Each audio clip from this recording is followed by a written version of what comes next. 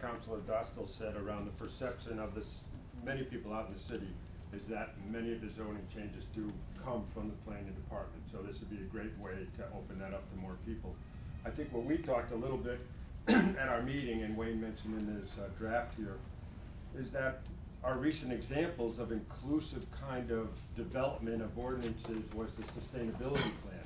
We started with a very large group, that steering committee, and it dwindled down. You have to have a lot of staying power in order to stay in there to the final editing stage. So one thing this committee would do is, I guess, really develop some innovative ideas for outreach to the committee, for getting people to come in. I don't know whether it's we pay them a stipend in bananas or something, but there has to be some different ways to get people involved. I don't know.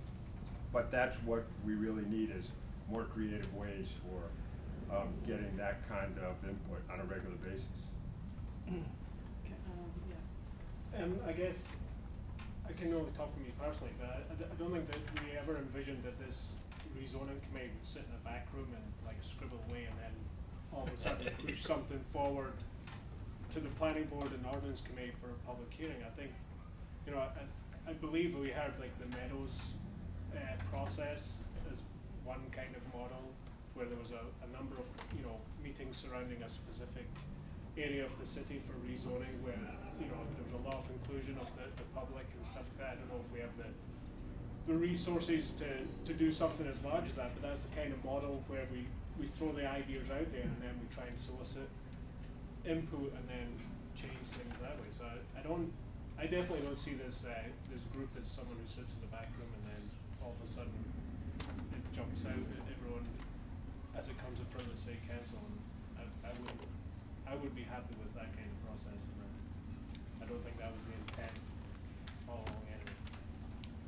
Yeah, when we talked about this at our meeting, I think one of the things we spent most of our time talking about was what's the model such that we can involve the most number of people yet still have an effective committee that's able to bring things forward.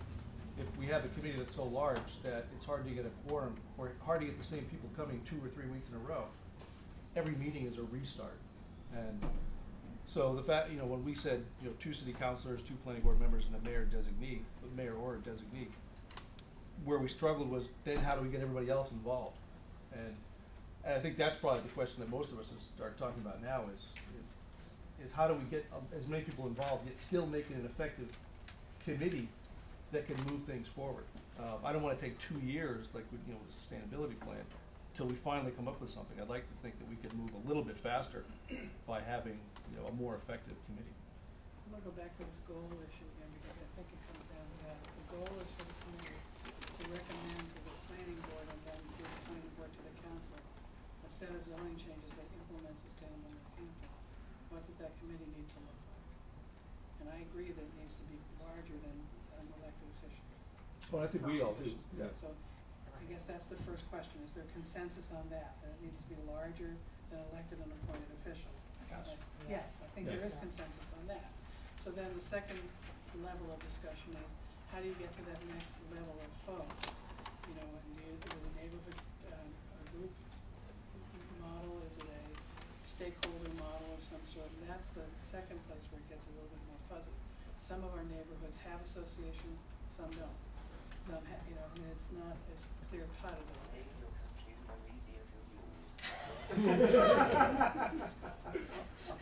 Hello, Hal. Hello there.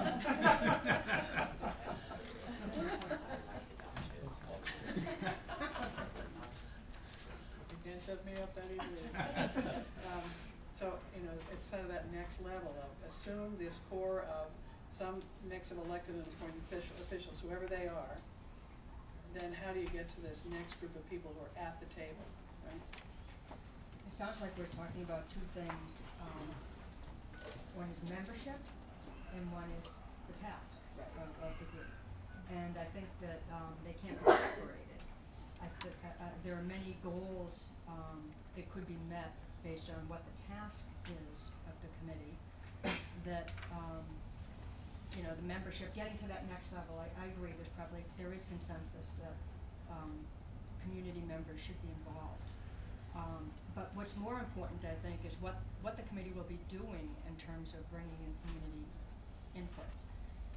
that's where probably some advice, as Councilor Parsley said, from the Best Practices Committee. That's a committee that's been tasked right now to, you know, find the best practices in community involvement.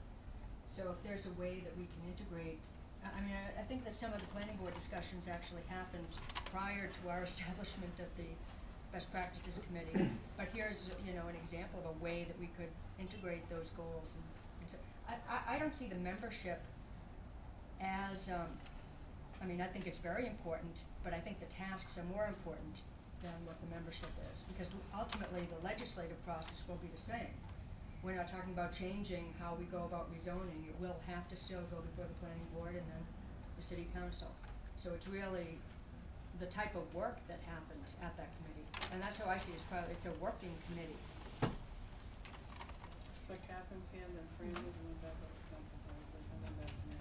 I just want to pick up on what Maureen said about the task, because I'm thinking that as well as constituencies and stakeholders, it's probably going to be important to have people in the town who really know a lot about zoning.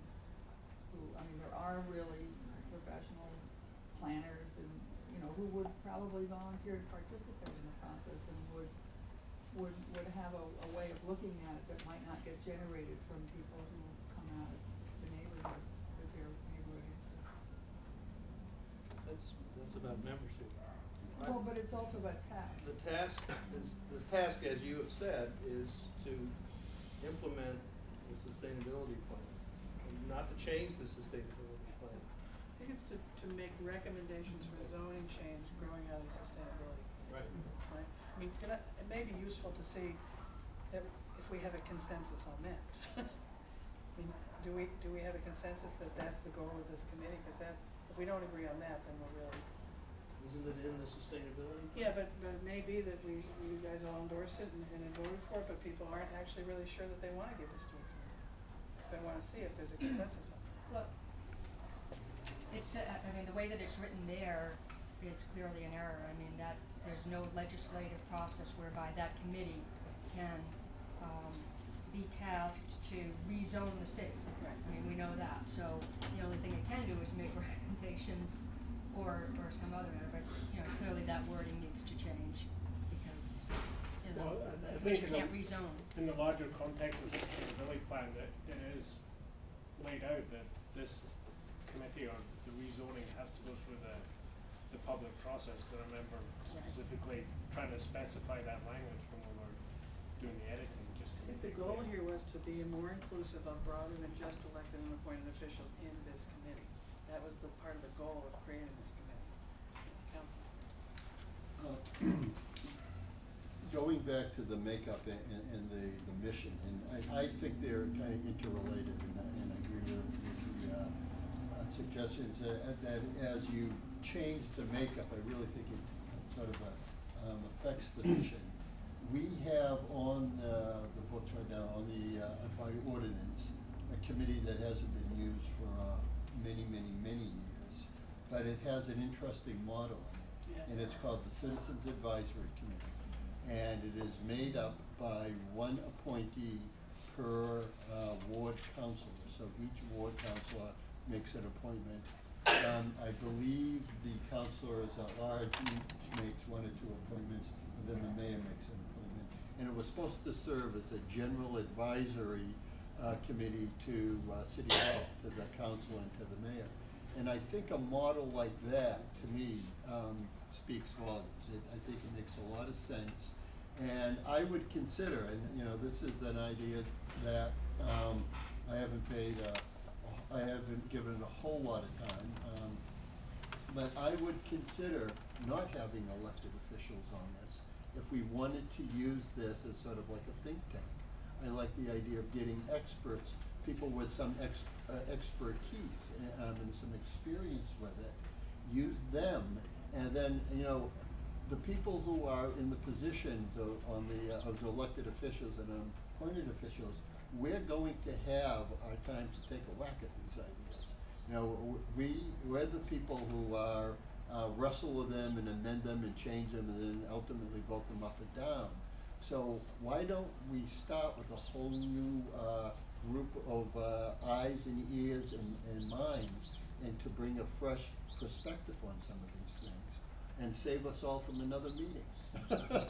So I would ask to look at it from a different point of view, a different model, and I think if there was a representative appointed by each councilor and then two by the mayor or some configuration, I don't want to get stuck on the makeup like that, but it's a different way of looking at it. And in fact, there was a model in our ordinances set up some time ago that, so it's not really that radical an idea, so.